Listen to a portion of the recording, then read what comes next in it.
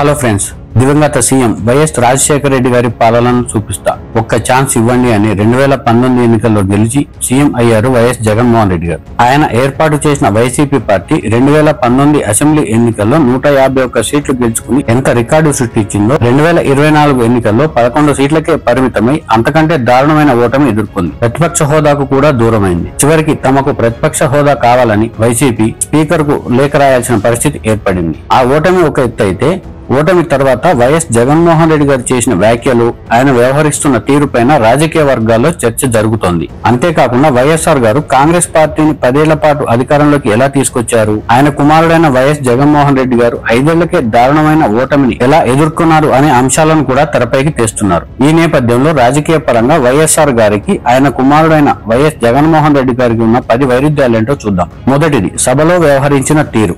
YS Rajasekhara Reddy గారు 1983 నుంచి 1985 వరకు, 1998 నుంచి 2000 సంవత్సరం వరకు పిసిసి అధ్యక్షుడిగా ఉన్నారు. 1999 నుంచి 2004 వరకు అప్పటి ఉమ్మడి ఏపీ అసెంబ్లీలో అపోజిషన్ లీడర్ గా కూడా ఉన్నారు. అయితే సభలో ప్రజా సమస్యలపై, రైతు సమస్యలపై మాట్లాడేవారు. ఎన్నికల్లో ఓటమి ఎదురైనా సహనంతోనే వ్యవహరించారు.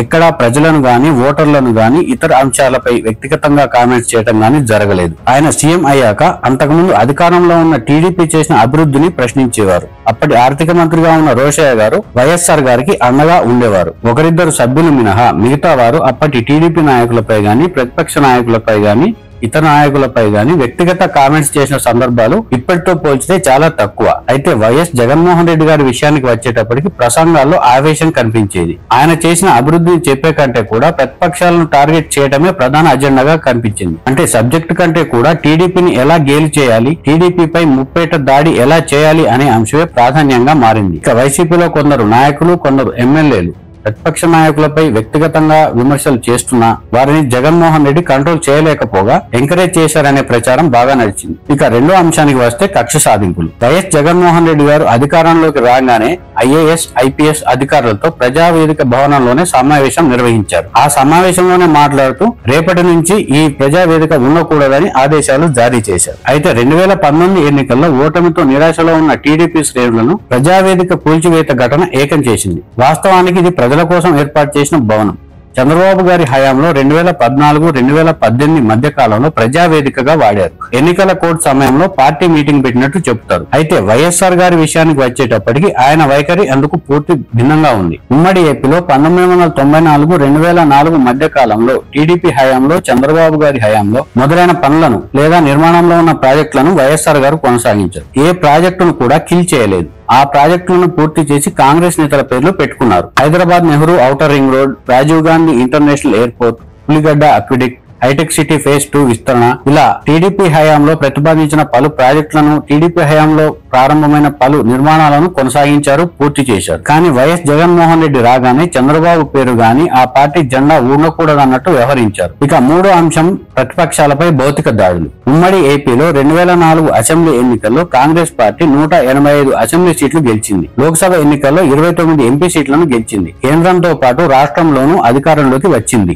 పార్టీని అధికారంలోకి తేవడంలో కాంగ్రెస్ పార్టీలో తిరుగులేని నేతగా ఎదిగారు వైఎస్ఆర్ గారు. ఆయన సీఎం కాకంటే ముందు చాలా దుందుడుకుగా వ్యవహరించారనే పేరుంది. సీఎం అయ్యాక కూడా కొన్నాళ్లు ఆ దుందుడుకుతనం కొనసాగింది. ఆ టైంలో తెలంగాణ ఉద్యమం కూడా ఉంది. ఉద్యమాన్ని అణచివేసే చర్యలు కొనసాగించడంతో పాటు ముదిగొండ మారణకాండ, మావోయిస్టులపై హత్యాకాండ ఇలాంటివి కొనసాగాయి. 2009లో 2 విడతలుగా ఎన్నికలు జరిగాయి. మొదటి విడత తెలంగాణలో జరగగా రెండో విడత ఏపీ రాయలసీమలో జరిగింది. అయితే 2009 ఎన్నికల సమయంలో తెలంగాణలో ప్రచార సమయం ముగియగానే వైఎస్ రాజశేఖర రెడ్డి గారు నంద్యాల సభలో మాట్లాడుతూ తెలంగాణ వెళ్లాలంటే వీసా కావాలా అనే సంచలన వ్యాఖ్యలు చేశారు. ఇలాంటి చర్యలు చేపట్టిన వైరపక్షాల ఆఫీసులను, అంటే టీడీపీ ఆఫీసుల మీద లేదా టీఆర్ఎస్ ఆఫీసుల మీద పెద్దగా దాడులు జరగలేదు. ఆయన ప్రోత్సహించలేదు కూడా. కేవలం కొందరు వ్యక్తులను టార్గెట్ చేశారని మాత్రం చెప్తారు. అంటే ప్రజల్లో పార్టీకి చెడ్డ పేరు తెచ్చే ఏ పనిని కూడా వైఎస్ఆర్ గారు బహిరంగంగా సమర్థించేవారు కాదని చెప్తారు. ఇక నాలుగో అంశం హత్యలు, శవాల హోమ్ డెలివరీ. వైఎస్ఆర్ గారి హయాంలో హత్యలు జరగలేదా అంటే జరిగాయి. ఉమ్మడి ఏపీలో వైఎస్ రాజశేఖర రెడ్డి గారు సీఎం కాగానే పలువురు రాజకీయ నాయకులు హత్యకు గురయ్యారు. పరిటాల రవి లాంటి నేతను కూడా చంపేశారు. అందుకు కారణం ఎవరు అనేది బహిరంగ రహస్యమే. అయితే ఎక్కడా ఆధారాలు మాత్రం లేవు.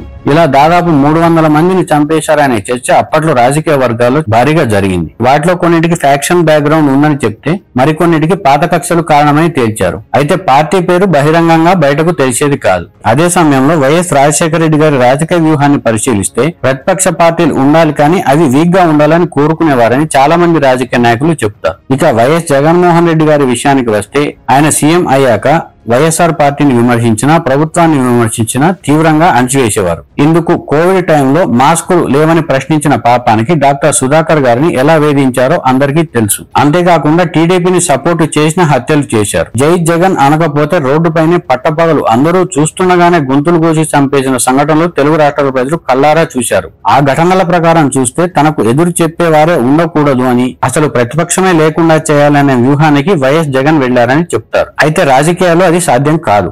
ఇక 5వ అంశానికి వస్తే అదుపు తప్పిన మాటలు. వైఎస్ఆర్ గారి హయాంలో పార్టీ నాయకులు లేదా ప్రజాప్రతినిధులు ఎక్కడైనా మాట జారితే వైఎస్ కఠినంగానే వ్యవహరించేవారు. రాజకీయ విమర్శలు, వ్యవస్థాగతమైన విమర్శలే చేసేవారు. నాయకుల మధ్య, పార్టీల మధ్య వివాదాలు, విభేదాలు, గొడవలు ఎలా ఉన్నా, అంతర్గతంగా ఎంత తిట్టుకున్నా, లోలోన ఎంత కక్ష పెంచుకున్నా బయట మాట్లాడేటప్పుడు ప్రజలను ఆకట్టుకునేందుకు ప్రయత్నించేవారు. ఆయనే ఒకసారి అసెంబ్లీలో అప్పటి ప్రతిపక్ష నేత చంద్రబాబును ఉద్దేశించి మాట్లాడుతూ, తల్లి కడుపున ఎందుకు పుట్టాను అని అనుకుంటావు, ఈ రోజు కడిగేస్తా అని పౌరుష పదజాలంతో వ్యాఖ్యానించారు. అప్పట్లో సీఎంగా ఉన్న వైఎస్ రాజశేఖర రెడ్డి గారు చేసిన ఈ వ్యాఖ్యలు సంచలనం రేపాయి. అయితే మరుసటి రోజే తాను ఉద్దేశపూర్వకంగా అనలేదని పరోక్షంగా చెప్పారు వైఎస్ఆర్ గారు. ఇక అసెంబ్లీలో అప్పటి టీఆర్ఎస్ పక్ష నేతగా ఉన్న ఈటెల రాజేందర్ ని ఉద్దేశించి చేసిన వ్యాఖ్యలు కూడా వివాదాస్పదం అయ్యాయి. కానీ ఎక్కడా అసభ్య పదాలు మాత్రం లేవు. పార్టీ నేతలు ఎవరైనా అసభ్యకరంగా మాట్లాడినా మరుసటి క్షణమే ఫోన్ లో క్లాస్ పడేదని, వచ్చి తమను కలవాలని ఆదేశాలు వచ్చేవని అప్పటి నాయకులు చెప్పేవారు. రాజకీయాల్లో ప్రత్యర్థి పార్టీలను రాజకీయంగా విమర్శించడాన్ని, లేకపోతే ప్రత్యర్థులకు రాజకీయంగా సవాళ్లు చేయడాన్ని ఎవరూ తప్పు పట్టరు. కానీ వైఎస్ జగన్మోహన్ రెడ్డి గారి హయాంలో అవేవీ లేవు అని చెప్తారు. అందుకు కొడాలి నాని, వల్లభనేని వంశీ, ఆర్కే రోజా, అంబటి రాంబాబు, అనిల్ కుమార్ యాదవ్, పేర్ని నాని లాంటి వారు చేసిన వ్యాఖ్యల గురించి ఎంత చెప్పినా తక్కువే. వైసీపీ మంత్రులు, వైసీపీ ఎమ్మెల్యేలే టీడీపీ, జనసేనకు చెందిన నాయకులను వ్యక్తిగతంగా విమర్శించడం, బాడీ షేమింగ్ చేయడం, ఇంట్లో ఆడవాళ్లను ఉద్దేశించి అసభ్యకరంగా మాట్లాడడం చేసేవారు. ఎమ్మెల్యేలు, మంత్రుల హోదాల్లో ఉన్న ఇలాంటి వారే అలా మాట్లాడితే కింద స్థాయి నాయకుల ప్రవర్తన ఎంత నీచంగా ఉందో అర్థం చేసుకోవచ్చు. అన్ని చోట్ల ఈ పరిస్థితి ఉందని చెప్పలేం, కానీ చాలా చోట్ల ఇది పార్టీకి నెగిటివ్ అయిందని మాత్రం చెప్తారు. పార్టీ అధినేతగా, సీఎం గా ఉన్న వైఎస్ జగన్మోహన్ రెడ్డి గారు కనీసం ఇలాంటి ఘటనలను కట్టడి చేయకపోగా ఎన్నికల సమయంలో ఆయన కూడా అలాంటి విమర్శలే చేయడం చర్చకు కారణమైంది. ఇక డ్రైవర్ ను చంపేసి శవాన్ని డోర్ డెలివరీ చేసిన నేత ఒకరు. ఆయనకు ఎమ్మెల్సీ పదవి ఇచ్చి మరీ వైఎస్ జగన్మోహన్ రెడ్డి తన పక్కన పెట్టుకున్నారు. ఇది ప్రజల్లో చాలా నెగిటివ్ అయిందని మాత్రం చెప్పవచ్చు. ఇక 6వ అంశానికి వస్తే పొంతలలేని హామీలు, రహస్యాలు. వైఎస్ఆర్ గారు ఏదైనా హామీ ఇస్తే ఖచ్చితంగా అమలు చేస్తారనే విశ్వసనీయత ఉండేది. ఒకవేళ ఆ హామీని అమలు చేయకపోతే ఎదురయ్యే ప్రశ్నలకు ఆయన చాలా సౌమ్యంగా సమాధానం చెప్పేవారు. ఆయన హయాంలోనూ అవినీతి జరిగిందనే ఆరోపణలు వచ్చాయి. ఆ విషయం పక్కన పెడితే ఆయన ప్రతిపక్ష నేతగా ఉన్నా, లేకపోతే సీఎం గా ఉన్నా, ఆయన వైరుపక్షంపై చేసే విమర్శలు, ఆయన వైరుపక్షంపై చేసే ఆరోపణలు ప్రజల్లో చర్చకు కారణమయ్యాయి. ఆ ఆరోపణల్లో కానీ, ఆ విమర్శల్లో కానీ గ్రౌండ్ వర్క్ కనిపించేది. కొన్ని అంశాల్లో అంటే పార్టీ కార్యక్రమాలు, వ్యూహాలు తప్ప ప్రభుత్వ పథకాలు, నిర్మాణాలు అవన్నీ పబ్లిక్ గానే కనిపించేవి. వైఎస్ఆర్ గారి పాలన అంటే ఓపెన్ బుక్ లా అనిపించేది. కానీ వైఎస్ జగన్మోహన్ రెడ్డి గారి విషయానికి వస్తే జీవోలన్నీ రహస్యంగానే పెట్టేశారు. తాడేపల్లి కార్యాలయానికి దారిని బంద్ చేశారు. ప్రస్తుతం చర్చకు కారణం అవుతున్న రిషికొండ ప్యాలెస్, జిల్లాలోని వైసీపీ కార్యాలయాల అక్రమ నిర్మాణాలన్నీ రహస్యమే. అంతేకాకుండా 2014, 2019 మధ్య కాలంలో ఆయన ప్రతిపక్షంలో ఉన్న టైంలో అసెంబ్లీ సాక్షిగా అమరావతిని ఏపీ రాజధానిగా ఒప్పుకున్నారు. కానీ 2019లో వైసీపీ అధికారంలోకి రాగానే 3 రాజధానులు అని చెప్పడంతో పాటు మేనిఫెస్టోలో 99% హామీలు నెరవేర్చామని 2024 ఎన్నికల ప్రచారంలో వైఎస్ జగన్మోహన్ రెడ్డి గారు చెప్పడం ఆయన విశ్వసనీయతను మాత్రం దెబ్బతీసిందని చెప్పొచ్చు. ఆయన హయాంలో సంక్షేమ పథకాలకే ప్రాధాన్యం ఇచ్చారు.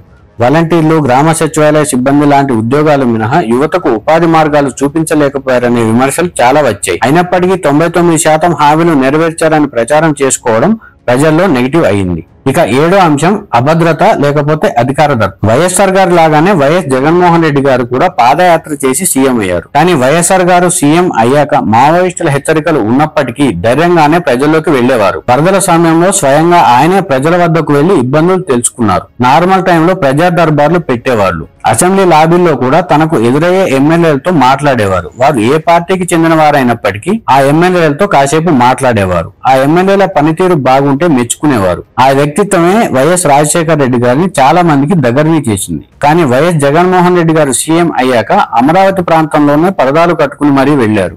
ఆయన పైన హెలికాప్టర్లో వెళ్తుంటే కింద ఉన్న చెట్లు కొట్టేసేవాళ్లు. ఇక ఆయన ఎక్కడికైనా వెళ్తే ముందుగానే అన్ని సెట్ చేసుకుని వెళ్లేవారని, మీడియాలో ఎలా రావాలో ఆ ప్రకారం ముందుగానే సెట్ చేసుకునేవారనే ప్రచారం విపరీతంగా జరిగింది. మధ్య సమయంలో ఆయన ఎటైనా వెళ్తుంటే విపరీతమైన హడావిడి చేయడం కూడా ఆయనకు నెగిటివ్ అయింది. ప్రజలకు దూరం చేసిందని మాత్రం చెప్పవచ్చు. ఇక 8వది నాయకులకు అపాయింట్మెంట్ ఇవ్వకపోవడం, అందరినీ దూరంగా పెట్టడం. ఇంతకుముందు చెప్పినట్టు వైఎస్ఆర్ గారు ప్రతిపక్ష పార్టీల నాయకులను టార్గెట్ చేసినా అది రాజకీయాల వరకే పరిమితం అయి ఉండేది. లేదా టార్గెట్ చేసుకున్న నాయకుల ఆర్థిక మూలాలను దెబ్బతీసే వ్యూహాన్ని అమలు చేసేవారు వైఎస్ రాజశేఖర రెడ్డి గారు. కానీ తనను కలిసేందుకు వచ్చిన నాయకుడు ఏ పార్టీకి చెందినవాడైనా, ఏ స్థాయికి చెందినవాడైనా సరే కాసేపు మాట్లాడేవారు, టైం ఇచ్చేవారు, ఆత్మీయంగా మాట్లాడేవారు. ఆయన చిరునవ్వుతో పలకరించి భుజంపై తడితే చాలు సదరు నాయకులు వైఎస్ఆర్ గారికి ప్రాణం ఇచ్చేందుకైనా సిద్ధపడేవారు. వైఎస్ రాజశేఖర రెడ్డి గారిని తమవాడిగా ఓన్ చేసుకున్నారు. కానీ వైఎస్ జగన్మోహన్ రెడ్డి గారు అందుకు పూర్తి భిన్నంగా ఉన్నారని ఆ పార్టీ నాయకులే చెబుతున్నారు. పార్టీ నాయకులు, ఎమ్మెల్యేలు, మంత్రులు అపాయింట్మెంట్ అడిగినా దొరకడం కష్టమని చెప్పేవారట. దీంతో ప్రజలకు, నాయకులకు వైఎస్ జగన్మోహన్ రెడ్డి గారికి మధ్య దూరం పెరిగింది. ఎన్నికలకు కొన్ని రోజుల ముందు లేదా బహిరంగ సభల్లో తప్ప నార్మల్ రోజుల్లో కనీసం జగన్మోహన్ రెడ్డి గారిని చూసేందుకు కూడా వీల్లేని పరిస్థితి అనే చర్చ మాత్రం నాయకుల్లో ఉంది. అది కూడా వైఎస్ జగన్మోహన్ రెడ్డి గారికి చాలా మైనస్ పాయింట్ అని చెప్పవచ్చు. ఇక 9వది సలహాదారులు, మీడియా. వైఎస్ఆర్ గారు సీఎం అయ్యే నాటికి ఇప్పుడున్న మీడియా కూడా ఉంది. అవి ఎక్కువగా టీడీపీకి సపోర్టు చేసేవనే ప్రచారం ఉంది. అదే సందర్భంలో ఈనాడు, ఆంధ్రజ్యోతి లాంటి పత్రికలు వైఎస్ఆర్ గారి పాదయాత్ర కోసం ఫుల్ పేజీని కేటాయించాయి కూడా. అయితే వైఎస్ఆర్ గారు మీడియాపై ఎంతవరకు ఆధారపడ్డారు అనే విషయం పక్కన పెడితే ఆయన ప్రజలపైనే ఎక్కువ ఆధారపడ్డారు. ప్రజలనే నమ్ముకున్నారు. ఆయా జిల్లాల్లోని ఎమ్మెల్యేలతో, నాయకులతో నిత్యం మాట్లాడుతూనే తన సర్వే తాను చేయించుకునేవారు. అప్పట్లో సోషల్ మీడియా కూడా లేదు. ఇక వైఎస్ఆర్ గారి ఆత్మగా చెప్పే కేవీపీ లాంటి వారు గాని, ఆయన నీడలా చెప్పే సూర్యుడు లాంటి వారు కానీ కొన్ని పనులకే పరిమితం అయ్యేవారు. ప్రతి దాంట్లో జోక్యం చేసుకున్న సందర్భాలు చాలా తక్కువ. వారికి అప్పగించిన పనులను మాత్రమే వారు పూర్తి చేసేవారు. అయితే ఏ సందర్భంలోనూ వారు ప్రజలకు, వైఎస్ కు మధ్య గ్యాప్ పెంచే ప్రయత్నం చేయలేదు. అది జరగలేదు. అంటే ఎమ్మెల్యేలతో గాని, పబ్లిక్ తో గాని, పార్టీ నాయకులతో గాని వైఎస్ఆర్ గారికి మంచి యాక్సెస్ ఉండేది. అదే టైంలో వైఎస్ రాజశేఖర రెడ్డి గారు సీఎం గా ఉండగానే సాక్షి పత్రిక ప్రారంభమైంది. కొన్ని అడ్వర్టైజ్మెంట్ విషయంలో సాక్షి పత్రికకు ప్రాధాన్యం ఇచ్చేవారని చెప్తారు. కానీ ఆ పత్రిక పైనే మొత్తం ఆధారపడేవారు మాత్రం కాదు. ఇక వైఎస్ జగన్మోహన్ రెడ్డి గారి విషయానికి వస్తే ఆయనకు, ఆయన కుటుంబీకులకు సొంతంగా పేపర్, టీవీ ఉన్నాయి. ప్రభుత్వం ఆయనదే కాబట్టి యాడ్స్ కూడా ఎక్కువగానే వెళ్లేవనే ఆరోపణలు ఉన్నాయి. అయితే జగన్మోహన్ రెడ్డి గారు సభల్లో మాట్లాడుతూ తమకు మీడియా సపోర్ట్ లేదని, తమకు టీవీలు లేవని, మిగతా పత్రికలు చదవవద్దని చెప్పేవారు. ఈ వ్యాఖ్యలపై అప్పటికప్పుడు జనం గాని, అభిమానులు గాని చప్పట్లు కొట్టినా సాక్షితో పాటు మరికొన్ని సంస్థలు వైసీపీకి ఎలా బాగా ఊదుతున్నాయనే చర్చ విపరీతంగా జరిగేది. ఇక వైఎస్ జగన్మోహన్ రెడ్డి గారిని కలవాలంటే ముందుగా పలువురిని కలవాల్సి వచ్చేది. వారు అనుమతి ఇస్తేనే, అంటే సలహాదారులు అనుమతి ఇస్తేనే వైఎస్ జగన్మోహన్ రెడ్డి గారిని కలిసే అవకాశం ఉండేది. అది కూడా చాలా కష్టమయ్యే పని అని పార్టీలోని నాయకులు చెప్తారు. అది మొత్తంగా పార్టీకి మైనస్ అయింది. ఇక చివరి అంశం గ్రౌండ్ రియాలిటీ తెలుసుకోలేకపోవడం, వ్యక్తిగత కక్ష సాధింపు. ఏ నాయకుడైనా, ఏ పార్టీ అయినా ఎదగాలంటే ప్రజలతోనే నిత్యం కనెక్ట్ అయి ఉండాలి. పార్టీ నాయకులు వారధిగా ఉపయోగపడాలి. అంటే ఆ పార్టీకి, నాయకులకు మధ్య ద్వితీయ శ్రేణి నాయకులు వారధిలా ఉపయోగపడాలి. అదే సమయంలో కింది స్థాయి నేతలకు కూడా ప్రాధాన్యం ఇవ్వాలి. ఎందుకంటే క్షేత్రస్థాయిలో ఏం జరుగుతుందో కింది స్థాయి నాయకులే చెప్తారు. దాంట్లో కొందరు అసమ్మతి కూడా వ్యక్తం చేస్తారు. వారు చెప్పినవన్నీ అన్ని సందర్భాల్లో కరెక్ట్ కాకపోవచ్చు. కానీ కనీసం వారు చెప్పేది విన్నారనే సంతృప్తి ఆ నాయకులకు ఉంటుంది. అసమ్మతి అనేది రాదు. అదే సమయంలో క్షేత్రస్థాయిలో ఏం జరుగుతుందో అనేది తెలిసే ఛాన్స్ ఉండేది. సలహాదారులపైనే ఆధారపడటం, సోషల్ మీడియాను నమ్ముకోవటం, సంక్షేమ పథకాలకు బటన్ నొక్కుతున్నాము కదా అని అనుకోవటం కూడా చేటు తెచ్చింది. ఇలాంటి అంశాలు ప్రభుత్వానికి గాని, పార్టీకి గాని అదనపు బలమే తప్ప ముఖ్యమైన బలం మాత్రం కాదని చెప్పవచ్చు. సలహాదారులు కేవలం సలహాలకు పరిమితం అయితే ప్రాబ్లం ఉండదు. కానీ విధానపరమైన నిర్ణయాలు, నిర్ణయాత్మక అంశాల్లో కూడా వారి జోక్యం ఎప్పుడైతే ఎక్కువ అవుతుందో అప్పుడే ప్రజలకు, సదరు ముఖ్య నాయకుడికి మధ్య దూరం పెరుగుతుందని చెప్పవచ్చు. ఇక వైఎస్ఆర్ గారిది ఇందుకు భిన్నమైన వ్యూహం. ఆయన హయాంలో ప్రతిపక్షంలో ఉన్న టీడీపీని చాలా ఇబ్బంది పెట్టారు. పార్టీ నాయకులను తమ వైపు తిప్పుకున్నారు. ఆపరేషన్ ఆకర్ష్ అమలైంది. కేంద్రంలోనూ కాంగ్రెస్ పార్టీ అధికారంలో ఉంది. వైఎస్ రాజశేఖర రెడ్డి మాట కేంద్ర ప్రభుత్వం కాదనేది కాదు. అయితే చంద్రబాబు హయాంలో పలు పనులపై అవినీతి ఆరోపణలు చేస్తూ ఎంక్వైరీ కమిషన్లు కూడా ఏర్పాటు చేశారు వైఎస్ రాజశేఖర రెడ్డి గారు. అయితే ప్రతిపక్ష నేతగా ఉన్న చంద్రబాబు గారిని గాని, తెలంగాణ రాష్ట్రం కోసం ఉద్యమం చేస్తున్న కేసీఆర్ ను గాని డైరెక్ట్ గా వ్యక్తిగత కక్షతో అరెస్టు చేసే పరిస్థితికి మాత్రం వెళ్ళలేదు. అంటే వారిపై ఒత్తిడి పెంచుతూనే కర్ర విరగకూడదు, పాము చావకూడదు అనే వ్యూహాన్ని అమలు చేసేవారు. ఎందుకంటే గ్రౌండ్ లెవెల్లో ఎలాంటి పరిస్థితి ఉంటుందో వైఎస్ రాజశేఖర రెడ్డి గారికి తెలుసు. ఎక్కడైతే ఒత్తిడి అణచివేత ఎక్కువ అవుతుందో అక్కడే తిరుగుబాటు విప్లవం అనే మొదలవుతుందనే ప్రాథమిక సూత్రాన్ని ఏనాడు విస్మరించలేదు వైఎస్ రాజశేఖర రెడ్డి గారు. అయితే వైఎస్ జగన్మోహన్ రెడ్డి హయాంలో చంద్రబాబు గారి అరెస్టు, పవన్ కళ్యాణ్ గారి నిర్బంధం చాలా ఇంపాక్ట్ చూపాయి. గ్రౌండ్ రియాలిటీని తెలుసుకోకుండా వ్యక్తిగత కక్ష సాధింపులకు దిగారనే విమర్శలు ఎదురయ్యాయి. వైఎస్ జగన్మోహన్ రెడ్డి గారు అవినీతి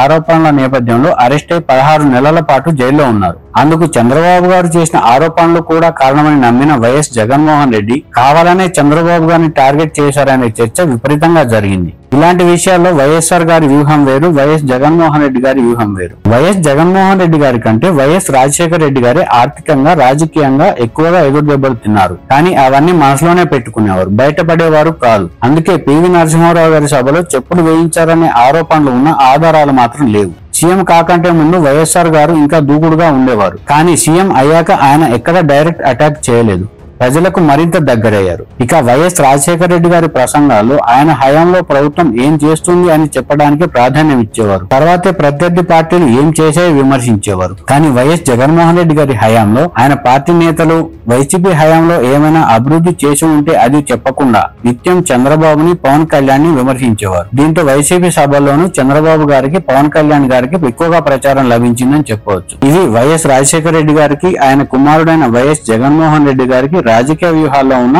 తేడాలు.